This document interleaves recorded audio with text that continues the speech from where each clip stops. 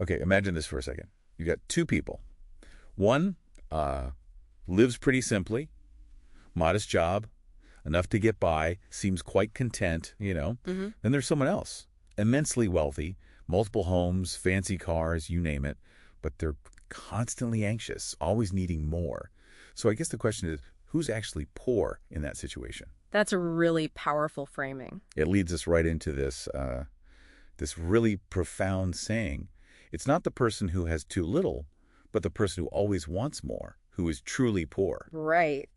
So in this deep dive, our mission really is to unpack that. Look at where it came from, its ancient roots, and why it still feels so relevant today. Especially because, well, it gets misunderstood a lot, doesn't it? It absolutely does. And what's fascinating, like you said, is this isn't some, modern self-help idea. It's old, really old. How old are we talking? We're talking ancient Stoicism, think Roman Empire. It was popularized by Seneca the Younger, a major Stoic philosopher and statesman. Okay, Seneca. So what was the Stoic take on poverty then? Well, for them, true poverty wasn't about your bank account or how much stuff you owned. Not really. It was seen as more of a psychological state, a spiritual one even. Ah, so internal rather than external. Exactly.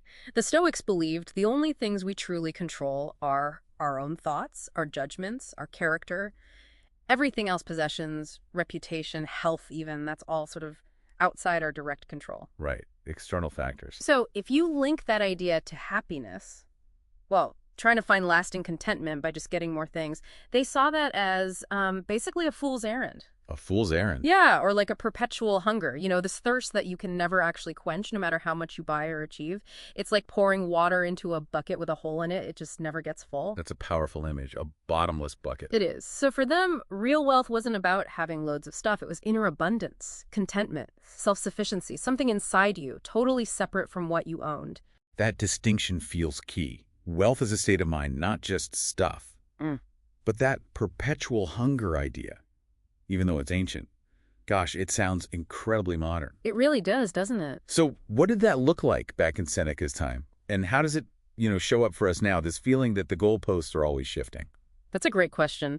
Because the specifics change, obviously, but the underlying psychology, maybe not so much. Right. In ancient Rome, maybe it was the guy who gets a big estate, then immediately needs more slaves or wants to throw even more lavish parties than his neighbor. Keeping up with the Joneses, Roman style. Pretty much. And today, well, you see it everywhere, don't you? Maybe it's scrolling through social media, comparing your life to these perfectly curated images. Oh, definitely. Feeling you need the newer phone, the bigger house. Exactly. Or that next promotion, the fancier title, the next hit of validation online. It's that same feeling, that drive for more, but it often comes from this internal feeling of lack, not actual need.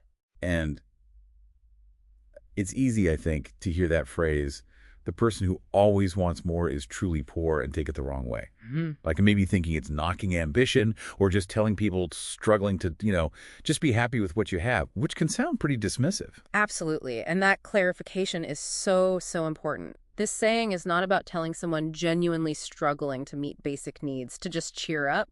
That's unhelpful and misses the point. Right. Not minimizing real hardship. Not at all. Yeah. And it's also not an attack on healthy ambition. Wanting to improve, working towards a better life for yourself or your family, that's not what Seneca was critiquing. So what is the critique then? What's the core of it? It's a critique of a specific mindset, the mindset of perpetual lack. The truly poor person, in this view, isn't the one with little, but the one whose internal world is defined by this constant feeling that something's missing. Even if they have a lot externally. Especially then sometimes. No matter how much they get, it's never enough.